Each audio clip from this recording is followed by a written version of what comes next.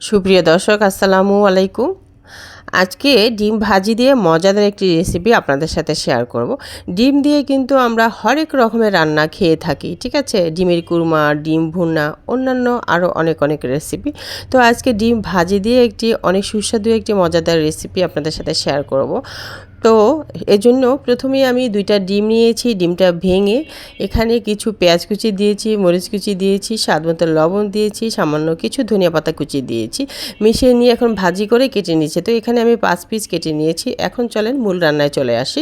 তো আরেকটা fry pan বসিয়েছি, এখানে সয়াবিন তেল দিয়েছি সামান্য, দিয়ে আগে থেকে কেটে রেখেছি মিষ্টি কুমড়া, কিউব করে মিষ্টি কুমড়া কিছু কেটে নিয়ে এখন এই তেলের মধ্যে দিয়ে সামান্য একটু হলুদ এবং লবণ দিয়ে কিন্তু কিছুক্ষণ ভেজে নিয়েছি। এখন অন্যান্য মশলা দিচ্ছি, ধনিয়ার গুঁড়া, মরিচের গুঁড়া স্বাদ মতন, সাথে দিয়েছিলাম আদা রসুন পেস্ট 1 চা চামচ। তো নেড়ে চেড়ে নিয়ে এখন দিয়ে দিব পানি। তো এখানে আমি পরিমাণ মতন কিছুটা পানি দিয়ে দিলাম। তো দিয়ে কিন্তু এখন যেটা করব, ঢেকে রাখবো, ঠিক আছে? তো এখানে প্রায় 3-4 মিনিটের মতো ঢেকে রাখবো।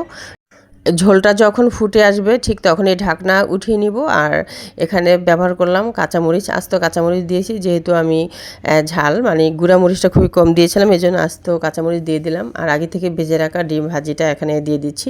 তো দিয়ে এখানে কিন্তু ব্যবহার করব আমি জিরার গুঁড়া, 1/2 চা চামচ জিরার গুঁড়া দিয়ে নেব, দিয়ে কিন্তু ঢেকে রাখবো। সুপ্রিয় দর্শক, আজকের রেসিপি ভালো লাগলে অবশ্যই রিকোয়েস্ট থাকবে পেজে একটা লাইক দিয়ে ভিডিওটা দেখে নেওয়ার জন্য, এবং ভিডিওতে লাইক দিয়ে নেবেন, পেজে একটা লাইক এবং ফলো দিয়ে আমার পেজের সাথে থাকতে পারেন নিত্য নতুন রেসিপি এবং সুন্দর সুন্দর ভিডিওগুলো সবার আগে পাওয়ার জন্য।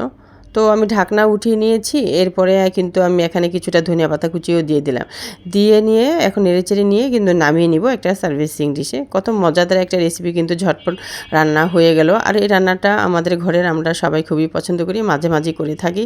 ডিম ভাজি দিয়ে অন্যান্য তরকারি দিয়েও কিন্তু করা যায়। তো সেই রেসিপি আমি আরও একদিন পেজে শেয়ার করেছিলাম, আজকে মিষ্টি কুমড়া দিয়ে শেয়ার করলাম, এটা দিয়েও ভালো লাগে। তো ভালো থাকবেন সবাই, পরবর্তী ভিডিওতে রেসিপিতে ইনশাল্লাহ কথা হবে।